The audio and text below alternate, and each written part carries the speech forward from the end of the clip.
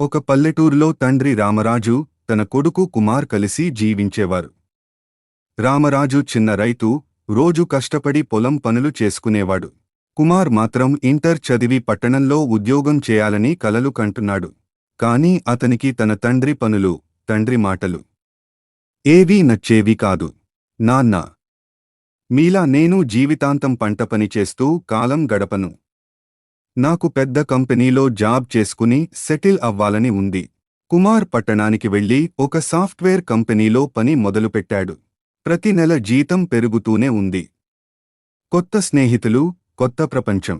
అతను తన తండ్రికి అప్పుడప్పుడు ఫోన్ చేసేవాడు. తండ్రి తనతో పట్టణంలో ఉండడానికి ఇష్టపడలేదు. పట్టణంలో తనకి అన్ని ఉన్న తన తండ్రి ఆలోచనలు ఎక్కువగా ఉండేవి. ఒకరోజు ఊరి నుంచి ఫోన్ వచ్చింది, మీ నాన్న హాస్పిటల్లో ఉన్నాడని.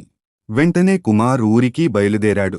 కుమార్ హాస్పిటల్కు చేరేసరికి రామరాజు అందంగా నవ్వుతూ కూర్చున్నాడు. నాన్నా, మీ ఆరోగ్యం ఎందుకు ఇలా? నాకు ఎందుకు చెప్పలేదు? రామరాజు మెల్లగా అన్నాడు. నీ జీవితానికి నేను అడ్డం కావాలని అనుకోలేదు కుమార్. నీ కలలు నిజమయ్యాయి. కాని నువ్వు నాతో లేవు. నేను ఈ పొలాన్ని, గ్రామం వదిలి రాలేను. నీ సంతోషమే నా సంతోషం.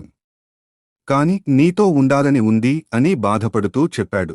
కుమార్ తన నాన్న చేతిని పట్టుకుని చెప్పాడు. నాన్నా, నాకు ప్రపంచం అంతా దొరికింది, కాని మీ ప్రేమ మాత్రం నేను కోల్పోయాను. రామరాజు అతని తలపై చెయ్యి పెట్టి అన్నాడు. జీవితం ఎక్కడికెళ్ళినా మనసు ఎప్పుడూ తిరిగి రావాల్సింది ఇల్లు, తల్లిదండ్రుల దగ్గరే.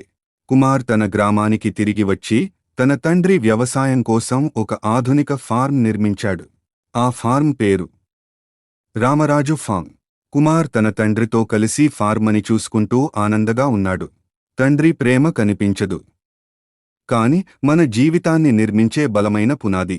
మీకు ఈ వీడియో నచ్చితే కామెంట్ చేయండి.